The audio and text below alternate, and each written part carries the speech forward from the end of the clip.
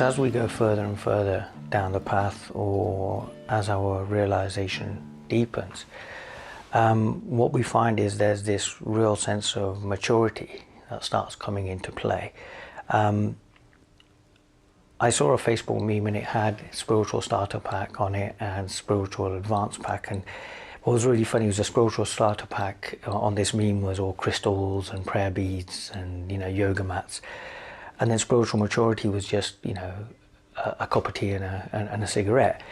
And it did make me laugh, because I found as well, traveling down this path, that over time so much is just let go of, and as it's let go of, there's more a trusting in life, a more acceptance, a much more acceptance of life as is and whatever it's bringing up.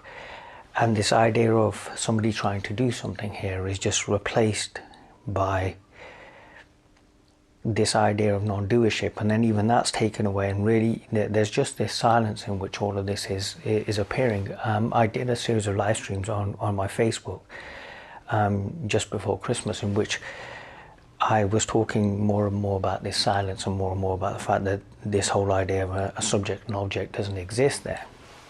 And in this singularity, everything's being known. All existence exists in this singularity, and it rises and falls like the wave of an ocean, as and how. And what I found is that it changes you, because what you thought you were and what you are sometimes completely different. There is this story of a person navigating through life with a name and an identity, and a lot of that just gets seen through. And as it gets seen through, what's really just left is just this silence in which everything is appearing, and it's freeing, because it's like opening your eyes and really seeing what really is. And I found recently that a lot of my ideas are being challenged as to what I thought this was, how I would communicate this, and how I would move forward with this.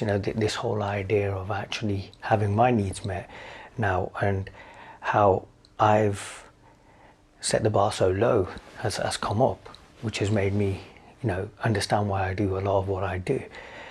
And as we realize what we are, there is this constant stripping away and this constant shining a light into the dark recesses of your life, your personality, for it to come up and for it to be let go.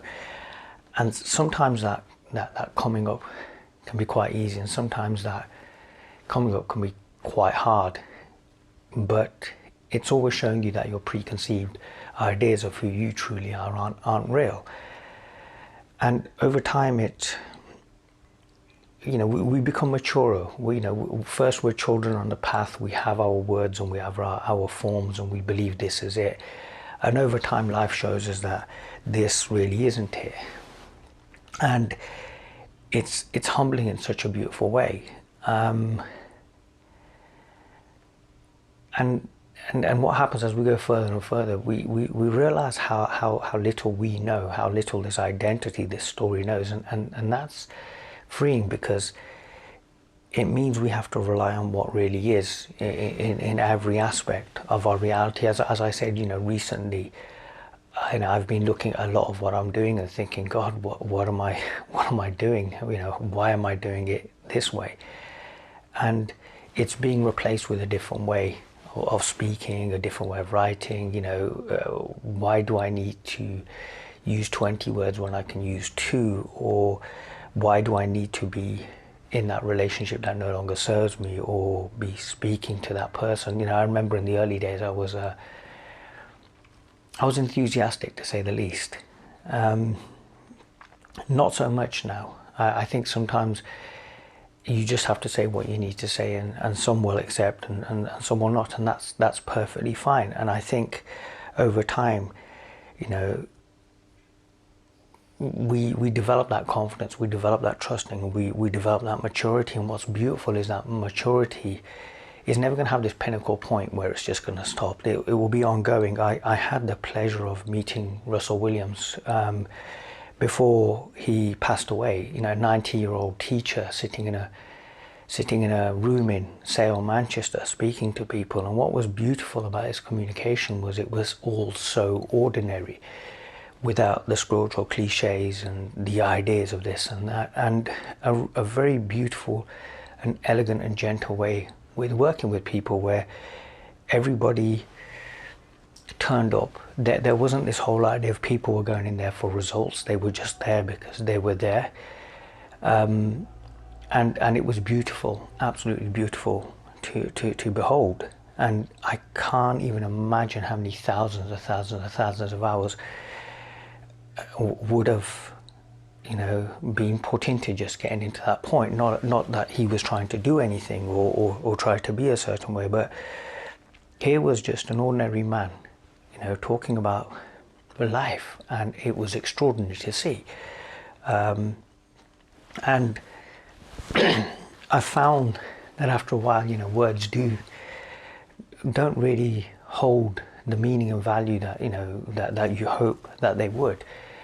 And there's more silence, and yet the communication then gets purer, because whatever then emanates, and the communication gets clearer, because whatever emanates from that silence is it. You know, it's interesting. I was hoping to record a video about spiritual maturity, but also trusting who you are, but also, you know, about setting boundaries and you know, getting your needs met. And somehow it's being covered. It reminds me of a podcast I did about a week ago, when we were going to talk about one particular topic, but then somehow managed to cover a load of other topics. And if we trust life, we'll find that life does that. Life,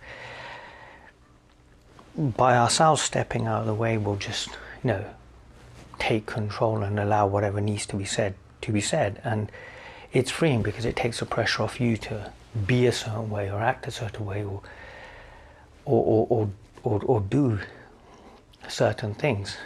And it's something I'm finding more and more of, that if we trust who we really are, and what we really are isn't this story, this identity, this person navigating through life, but if we trust ourselves as we truly are, which is this reality, you know, this singularity, this consciousness, awareness, whatever you wish to call it, because ultimately at the end of the day it's just a word pointing back, that it will always just take care. It will always just take care. And again, it will always kind of show us that, you know, what we feel is true isn't. And, you know, in showing us that, it shows us what really is. So as we trust more and more who we are, our realization of what this is, our realization is constantly deepening, it's constantly maturing, is constantly being. And that beingness is expansive. It's freeing in the total sense, because there isn't this personal identification there, or a wanting to know, or a wanting to understand. And that's what I feel we're all looking for, that moment of security, you know, that moment of being at home in the arms of the beloved, realizing that you're always taken care of, and everything that emanates from that. So trust who you truly are. And as we trust, you know, more and more what we are, we see more and more of what we are. It's eternal, it's fathomless, it's an ocean without borders. And that's who you truly are. And that's what's pointing here. and what it's pointing to is itself, because you are that which you seek. You are who you're looking for. So trust in what you already are.